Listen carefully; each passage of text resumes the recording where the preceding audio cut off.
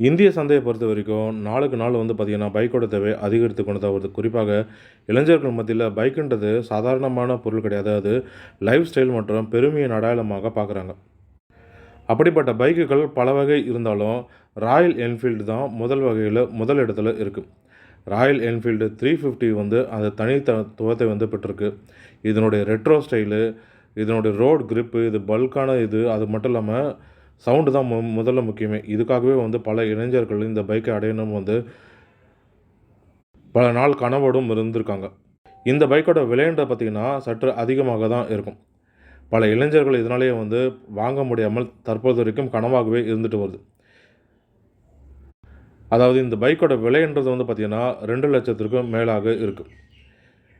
இப்படி இருக்கும் சூழல்ல பலரும் இந்த பைக்கை வாங்கணும். குறிப்பாக இளைஞர்கள் மத்தியில இந்த பைக்கை நெறைய பேர் வாங்கணும் அப்படின்றதுக்காகவே வந்து இஎம்ஐ வசதியும் தற்போது வழங்கிட்டும் வராங்க ராயல் என்ஃபீல்ட் நிறுவனம்.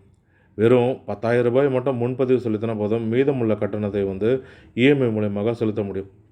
இதனால பல இளைஞர்கள் கனவாக இருந்த ராயல் புல்லட் 350 பைக்கை வந்து வீட்டுக்கு எடுத்து செல்லும் வாய்ப்பும் வந்து கிடைத்திருக்கு. ராயல் என்ஃபீல்டு புல்லட் 350 பைக்கோட ஆன் ரோட் விலை வந்து பார்த்தீங்கன்னா, டெல்லியை பொறுத்தவரைக்கும் ரூ. 1,99,950 அதாவது ரூ. 2,00,000. இதிலேருந்து ரூ. 10,000 ரூ. 20,000 வந்து கூடுதலாக இருக்கும், இல்ல குறைவாகவும் இருக்கும். மற்ற இந்தியாவில இருக்கிற மற்ற நகரங்கள பொறுத்தவரைக்கும். கிட்டத்தட்ட ரூ. 2,00,000 இந்த பைக் இந்தியாவில இருக்கிற அனைத்து நகரங்களிலும் இருக்கும் பட்சத்தில, ரூ. 10,000 வந்து முன்பணமாக நம்ம செலுத்தினா போதும். மீதம் இருக்கிற சுமார் ரூ. 1,90,000 வந்து நாம இஎம்ஐயாக செலுத்த முடியும். இஎம்ஐ நம்ம வாங்கணும், கடன் வாங்கணும் அப்படின்னா வந்து இதுக்கு நம்மளுடைய கிரெடிட் ஸ்கோர் நல்லா இருக்கணும். கிரெடிட் ஸ்கோர் நல்லா இருந்தால் தான் வங்கிகள் வந்து சுலபமாக கடனை வழங்குவாங்க. வங்கிகளாகட்டும், மற்ற நிதி நிறுவனங்கள் வங்கி தவிர வந்து மற்ற நிதி நிறுவனங்களுமே வந்து கடன் வழங்குறாங்க. அவங்க எல்லாமே வந்து கிரெடிட் ஸ்கோரை பார்த்து தான் வந்து கடன் வழங்குவாங்க அப்படின்றது குறிப்பிடத்தக்கது. சரி, ரூ. 10,000 நம்ம முன்பதிவு செலுத்திட்டோம். மாதம் மாதம் நம்ம இஎம்ஐ செலுத்தணும். மாதம் மாதம் நம்ம எவ்வளோ இஎம்ஐ செலுத்த வேண்டியதாக இருக்கும் அப்படின்னு வந்து நிறைய பேர் கேள்வி இருக்கலாம். இப்படி இருக்கும் பட்சத்தில ரூ. 2,00,000 பைக் இருந்தா ரூ. 10,000 நம்ம முன்பணம் கட்டிட்டோம். ரூ. 1,90,000 வந்து நம்ம இஎம்ஐ வகையில செலுத்த வேண்டும். நம்ம 2 ஆண்டு காலத்துக்கு நம்ம கடன் வாங்குறோம் அப்படின்னா, நம்மளுடைய வட்டி வந்து பார்த்தீங்கன்னா 10% இருக்கும். 2 ஆண்டுக்கு வந்து மாதம் மாதம் சுமார் 9,500 செலுத்த வேண்டியதாக இருக்கும். 2 வருடத்துக்குன்னு பார்க்கும்பொழுது வந்து பார்த்தீங்கன்னா, மொத்தமாக வந்து 24 இஎம்ஐ தொகை நம்ம செலுத்த வேண்டியதாக இருக்கும். 24 மாதம் வந்து மாதம் மாதம் நாம ரூ. 9,500 செலுத்த வேண்டியதாக இருக்கும். அப்படி ரூ. 9,500 செலுத்தும் பட்சத்தில நம்ம 2 வருடத்தில மொத்தமாக இஎம்ஐயாக செலுத்தும் தொகை மொத்தமாக வந்து பார்த்தீங்கன்னா, ரூ. 2,28,000 இருக்கும். அது கூட நம்ம ஒரு ரூ. 10,000 நம்ம முன்பணம் செலுத்தணும். அதையும் சேர்த்துக்கணும்னா வந்து ரூ. 2,38,000 அதாவது ரூ. 2,40,000 இருக்கும். நம்ம இஎம்ஐ மூலியமாக வாங்கணும்னா கிட்டத்தட்ட வந்து நம்ம ஒரு 30,000 வந்து கூடுதலாக செலுத்த வேண்டியதாக வரும் 2 வருடத்துக்கு. இதுவே நம்ம 3 வருடமாக இந்த கடனை எடுக்கிறோம்னா மொத்தம் 36 மாதம் வரும். 36 மாதத்துக்கு வந்து பார்த்தீங்கன்னா, மாதம் மாதம் நம்ம ரூ. 6,900 வந்து செலுத்த வேண்டியதாக இருக்கும். இப்படி ரூ. 6,900 நம்ம 3 ஆண்டுகளுக்கு செலுத்தும் வகையில மொத்தமாக வந்து பார்த்தீங்கன்னா, நம்ம கட்டியிருக்கிறது ரூ. 2,48,400 கிட்டத்தட்ட வந்து ரூ. 2,50,000. பைக்கோட விலை ரூ. 2,00,000. 3 வருடத்துக்கு நம்ம எடுத்தோம்னா வந்து, அதுவே நம்ம ஒரு ரூ. 50,000 வந்து கூடுதலாக செலுத்த வேண்டியதாக இருக்கு. பைக் என்னதான் வந்து நம்ம இஎம்ஐ கொடுக்குறோம்னாலும், இஎம்ஐ கொடுக்குறாங்க அப்படின்னு சொல்லிட்டு உடனே முந்தி அடிச்சு கொண்டு போய் வாங்குறது அந்த அளவுக்கு வந்து சாத்தியமானதாக இருக்காது. புத்திசாலித்தனமாகவும் இருக்காது. 3 ஆண்டுகளுக்கு எடுக்கும் பொழுது வந்து பார்த்தீங்கன்னா, கிட்டத்தட்ட நம்ம வந்து ஒரு ரூ. 50,000 வந்து கூடுதலாக செலுத்த வேண்டியதாக இருக்கும். இதனால ரூ. 30,000 ரூ.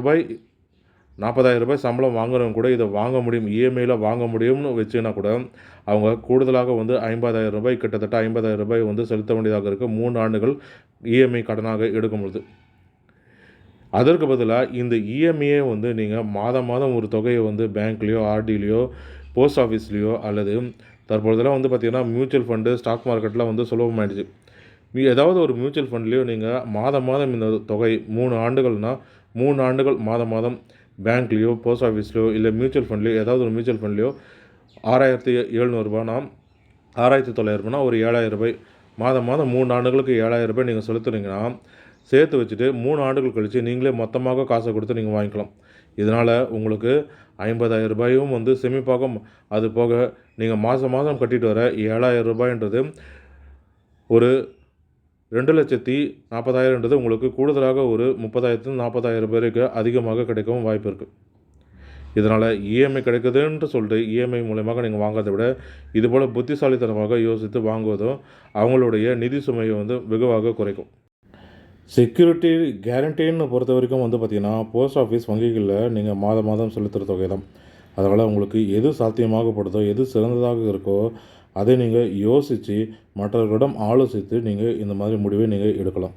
இப்படி என்னதான் நம்ம வந்து சொன்னாலும் அதை வந்து இளைஞர்கள் மத்தியில் கொண்டு சேராது. இதற்கு காரணம் வந்து இதன் மேலே இருக்கிற ஆர்வமும் ஆசையும் தான். அதில் வர டடடன்னு வர அந்த சவுண்டும், தடதடன்னு வர அந்த சவுண்டும், பல்காக இருக்கிறதும், ரெட்ரோ ஸ்டைலும், அது ரோடு கிரிப்பு இவ்வளோ தான் வந்து லாங் ட்ரைவ் பண்ணாலும் வந்து நம்மளுக்கு அந்த அலுப்பு தெரியாது.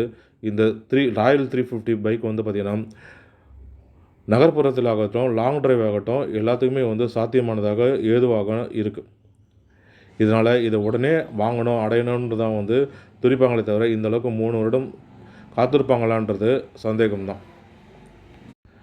முன்பெல்லாம் வந்து பார்த்திங்கன்னா, புல்லட்டுன்றது 350 புல்லட் ஆகட்டும், வேறு எந்த புல்லட் ஆகட்டும், புல்லட்டுன்றது வந்து பார்த்திங்கன்னா வசதியானவங்க, பணக்காரர்கள் மட்டுமே வாங்கக்கூடியதாக இருந்தது. தற்போது இஎம்ஐ மூலயமாக வந்துட்டதுனால நடுத்தர மக்களும் வந்து சுலபமாக வாங்கும் வகையில் இந்த பைக்கெலாம் தற்பொழுது இருக்குது. அதேபோல் இந்த பைக்கை வாங்கட்டோம்னா, இந்த பைக் வந்து 25லேருந்து 30 கிலோமீட்டர் வரைக்கும் தான் மைலேஜே தரும். அது போக மெயின்டெனன்ஸ்லாம் வந்து மிகவுமே அதிகம். இதெல்லாம் பார்த்துட்டு உங்களுக்கு தேவைப்படும் பட்சத்தில் வந்து நீங்கள் இந்த ஆஃபரை நீங்கள் பயன்படுத்திக் கொள்ளலாம். மேலும் இது போன்ற பயனுள்ள தகவல்களுக்கு ஆர்எம்டி தமிழ் யூடியூப் சேனலை பார்க்கவும். நன்றி, வணக்கம்.